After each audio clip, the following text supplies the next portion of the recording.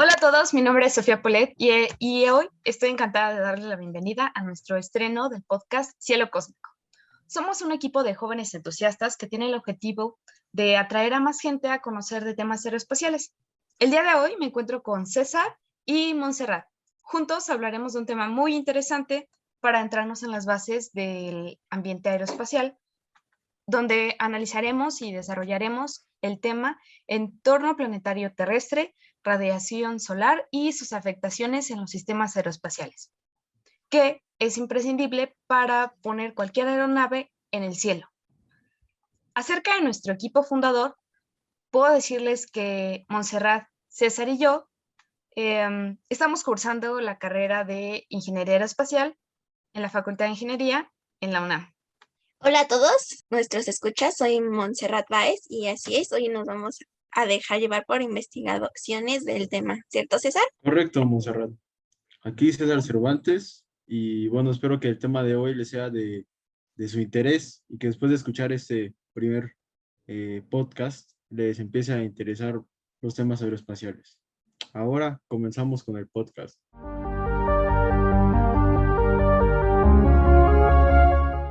Pues bien, para conocer el entorno planetario terrestre, empecé con el libro de la lectura, con el libro de Introducción a la Ingeniería Aeroespacial de Sebastián Franchini. Franchini nos explica que el interés en estudiar el entorno planetario reside en que las aeronaves y otros vehículos aeroespaciales realizan misiones en este entorno, por lo que está caracterizado por la atmósfera terrestre y la atracción gravitacional.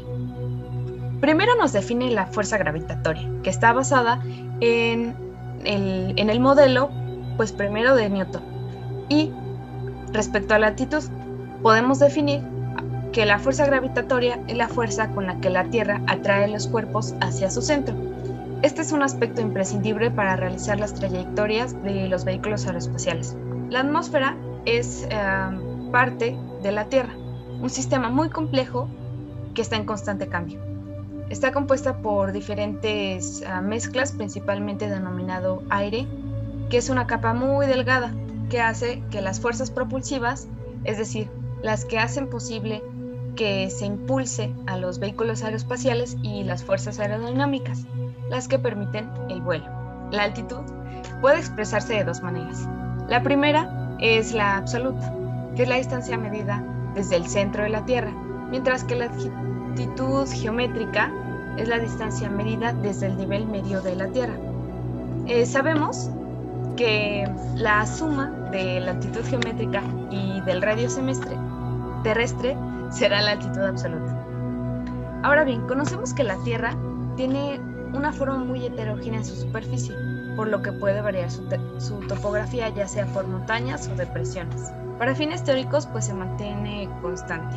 En la atmósfera terrestre, puedo decirles que el 99% de ella está compuesta por el nitrógeno y el oxígeno. Pero son el dióxido de carbono y el vapor de agua quienes determinan los procesos climáticos y meteorológicos, tales como el efecto invernadero o la formación de nubes, niebla, y que al final puede derivar en lluvia o en nieve. Está compuesta por 5 capas. De menor altitud a mayor altitud se encuentra la troposfera, donde se realizan los vuelos de aeronaves comerciales, la estratosfera, que contiene la capa de ozono y que actúa como un filtro natural a la radiación ultravioleta del Sol. La termósfera, donde principalmente se encuentra la ionosfera. En ella los átomos o las moléculas se ionizan y a partir de ello se pueden generar las auroras. La exósfera es la separación entre la atmósfera terrestre y el espacio exterior. Es aquí, en la termósfera, donde se pueden interrumpir las ondas de radio y de satélite por la interferencia del Sol.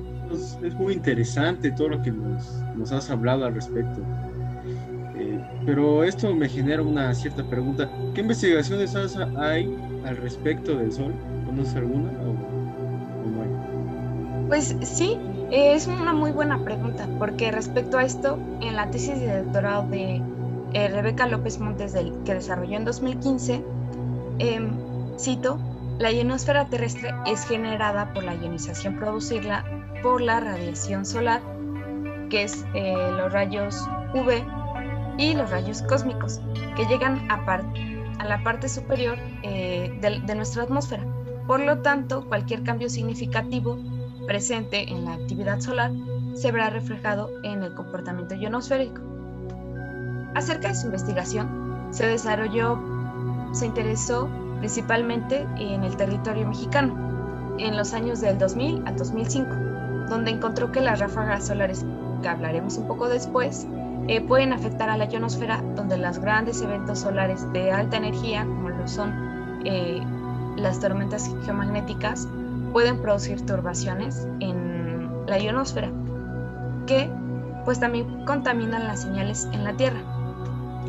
Y ahora bien, ¿cómo ligar la atmósfera terrestre al Sol? Pues bien, en el artículo de Mendoza que desarrolló en 2015 nos explica que el flujo de la radiación solar total, RST, es absorbida por la Tierra, y el clima de la Tierra es la manifestación, retribuida principalmente en el sistema de la atmósfera y nuestro océano. Posteriormente se irradia hacia el espacio exterior. La radiación solar total es el flujo de energía electromagnética en todo el rango de las frecuencias que emite el Sol y que llega de alguna manera en una distancia promedio del Sol a la Tierra. Para completar la información de mi compañera Sophie, de acuerdo a la World Meteorological Organization, el clima espacial se define como al estado fenomenológico del entorno espacial natural. Incluido el Sol, el viento solar, la magnetosfera, la ionosfera y la termósfera y su interacción con la Tierra. Esto quiere decir que el clima espacial de un planeta depende tanto del viento solar como la intensidad del campo magnético interplanetario y del campo magnético del planeta en sí mismo. Podemos completar la información que nos estaba dando Sofía describiendo al Sol, el cual es una estrella de tipo G. En términos más específicos, es un astro promedio que se encuentra a la mitad de su ciclo de vida.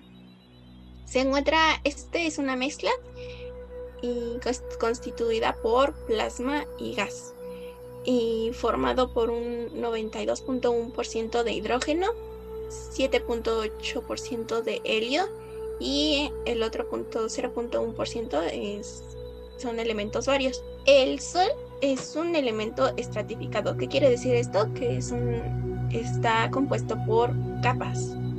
Como podemos ver en la imagen, este empieza en su centro, comenzando en su núcleo interior, donde se genera su energía. Después está la zona radioactiva, la parte roja, y se llama así debido a los fotones que transportan la energía en forma de calor hacia las capas más externas. Aunque solo una parte de 150,000 millones de la radiación térmica generada en su núcleo logra escapar y puede llevar 1 millón de años en hacerlo. Entonces es como muy poca energía de lo que realmente genera el Sol, lo que nosotros podemos apreciar. El límite entre las zonas conductoras y convectivas se llama tacoclina.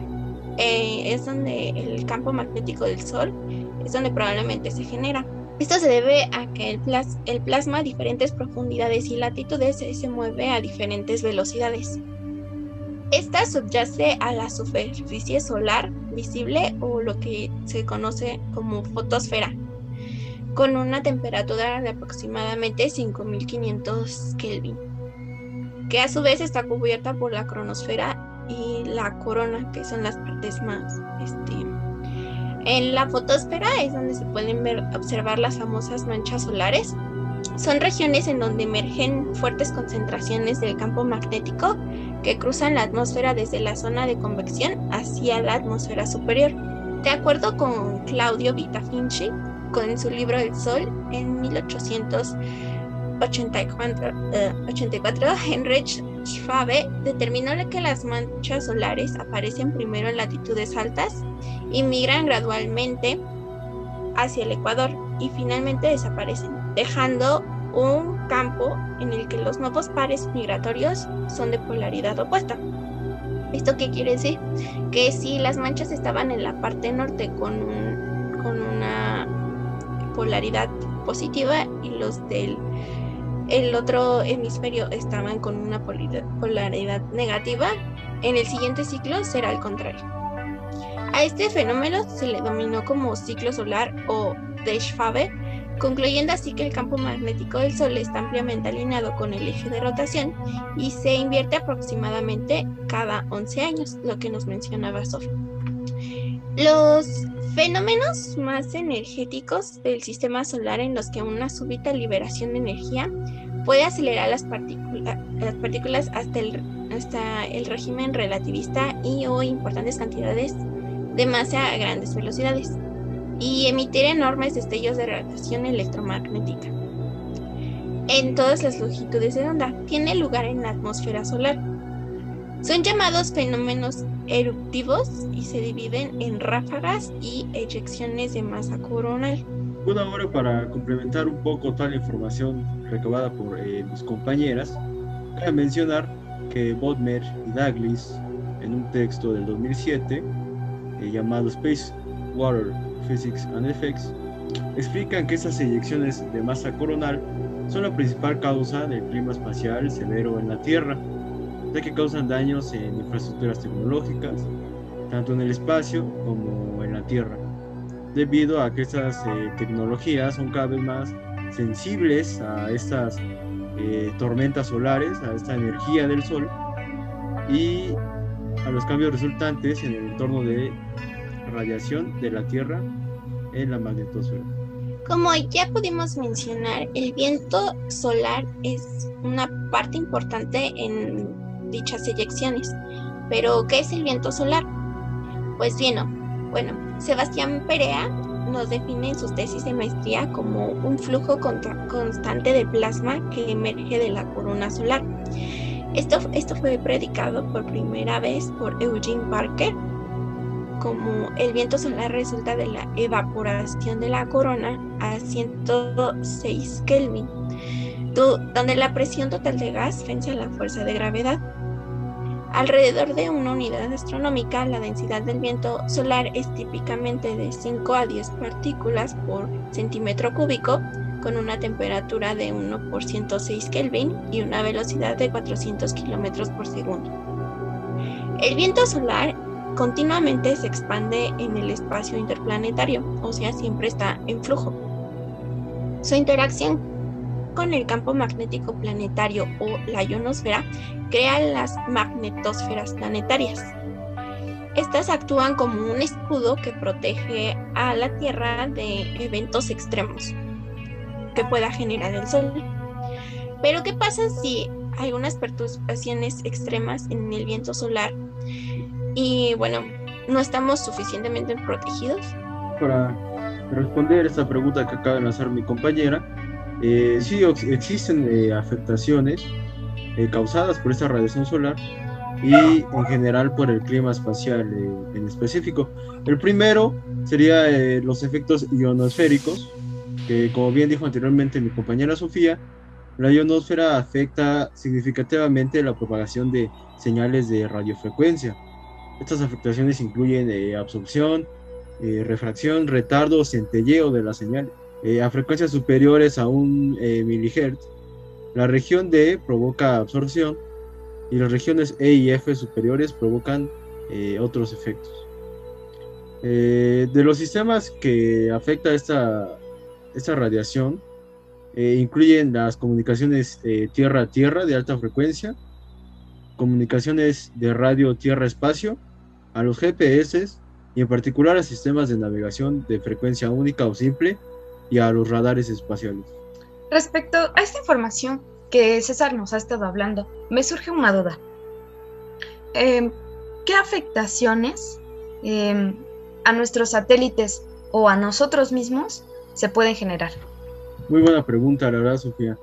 La respuesta es Sí puede producir afectaciones en satélites y a nosotros mismos también. Déjame te cuento algunos efectos que se producen sobre los satélites. Los efectos de la radiación dependen de la energía de la radiación misma, de las partículas energéticas solares que tan directo le llegan al satélite. Eh, las partículas magnéticas asociadas con fenómenos meteorológicos espaciales producen cambios en el campo magnético local, o sea, en el campo magnético de la Tierra, lo que ocasiona problemas en la determinación de la altitud de los satélites y de las naves espaciales que usan pues una guía magnética. Sin, en su artículo científico Space Weather, Physics, Effects and Predictable del año 2013, señala que las partículas cargadas de alta energía pueden penetrar profundamente a través de la piel de un satélite en su interior, provocando la acumulación de cargas eléctricas en materiales como los que se utilizan en los cables coaxiales. Tal acumulación de esa carga puede resultar en una falla eléctrica y causar no solo interferencia electromagnética, sino también daños a los componentes electrónicos del satélite. Y bueno, con respecto a otros efectos, los astronautas y cosmonautas que van al espacio para misiones espaciales son susceptibles a efectos biológicos que pueden provocar esas partículas cargadas de energía. En el libro The Sun, a User Manual de Claudio Vitafinzi 2008, mismo que citó anteriormente mi compañera, se menciona que una vez cuando se realizaron la misión de Apolo, la gente le preguntó a la NASA que por qué los astronautas que viajaron a la Luna no murieron por exposición a la radiación del Sol y del clima solar. Y a lo que la NASA respondió que los astronautas de las misiones Apolo fueron expuestos a la radiación de los neutrones de Van Allen y el fondo de rayos cósmicos galácticos. Cuando ellos se subieron allá arriba, allá afuera, no hubo eventos de partículas solares de importancia durante esta misión y por lo tanto no hubo acumulación de dosis en ellos. Otra cosa que pasa también a los humanos, por ejemplo en los que van a bordo de aviones comerciales que vuelan a mayores altitudes y en rutas polares, son más susceptibles a los peligros de la radiación que los que vuelan a altitudes más bajas en rutas no polares.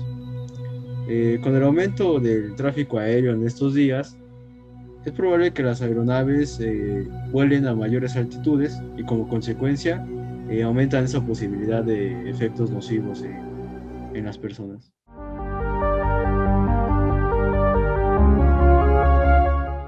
Al final de este primer podcast de Cielo Cósmico. Les agradecemos que nos hayan escuchado y esperemos verlos en las próximas transmisiones. Muchas gracias por seguirnos. Gracias y hasta pronto. Los esperamos en el próximo podcast.